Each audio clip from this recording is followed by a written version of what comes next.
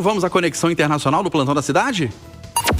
Em cima do fato, com Edilene Lopes. Edilene Lopes, que é a nossa enviada especial para o Oriente Médio, acompanhando o acirramento da guerra entre Israel e o Hamas e momentos decisivos em relação a esse conflito, né, Edilene? Boa noite para você aí, boa tarde aqui.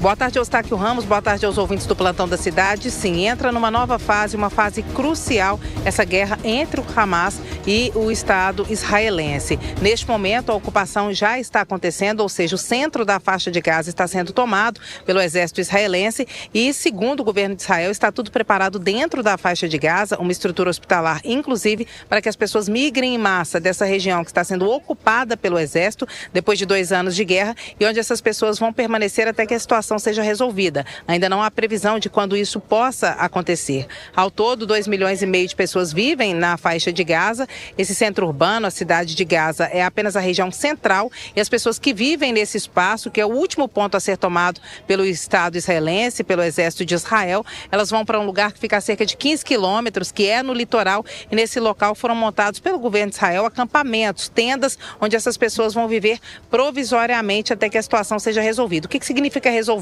Significa para o governo de Israel que o exército israelense ocupe essa área e que o Hamas saia desse local, que é muito difícil, porque a faixa de Gaza hoje, em tese, seria controlada pela autoridade palestina, que também governa ou administra a Cisjordânia, que é uma área onde vivem palestinos dentro do Estado de Israel, só que na faixa de Gaza o poder foi tomado pelo Hamas. Então, não há nenhum controle estatal, governamental, organizado sobre esse local. Então, dentro da faixa de Gaza foi montado um acampamento e é para esse lugar onde esses palestinos vão. Por que eles não vêm para Israel? Por que eles não vão para o Egito ou países vizinhos? Porque é necessário um visto. Essas pessoas, embora não haja um Estado palestino, a autoridade palestina é quem, por exemplo, emite o passaporte deles. E para que eles migrem para outros países é preciso haver visto, mas essas pessoas não têm visto e principalmente por causa da guerra e da presença de extremistas do Hamas dentro dessa população na faixa de Gaza, os países não estão emitindo vistos para essas pessoas. Então eles não podem nem ser refugiados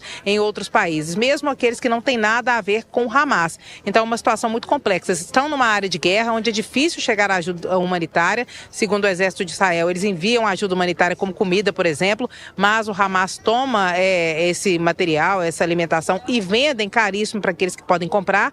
Quem tenta roubar tem, por exemplo, pernas arrancadas, cortadas, enfim. A punição é com extrema violência e essa população hoje, ela passa fome, inclusive o Exército israelense admite que a situação lá é muito complexa, embora a ajuda humanitária de alguma forma chegue, e agora eles estão mudando, saindo das casas para viverem em acampamento. Para Israel, esse é um avanço, porque eles consideram que precisam destruir o Hamas, o que os especialistas dizem aqui que é muito difícil de acontecer, porque tem células não apenas em Israel, mas tem células por toda parte, também está ligado ao Jihad, então em todos, ao Hezbollah, então tem outros elos com outros grupos que são considerados por aqui terroristas. Uma situação crítica, mas um ponto crucial depois de 2 anos em que a faixa de Gaza deve ser totalmente tomada pelo exército israelense após o ataque do dia 7 de outubro de 2023. Benjamin Netanyahu passa por uma nova eleição no ano que vem. O que se diz por aqui é que se ele acabar com essa guerra agora sem eliminar o Hamas, ele pode perder as eleições.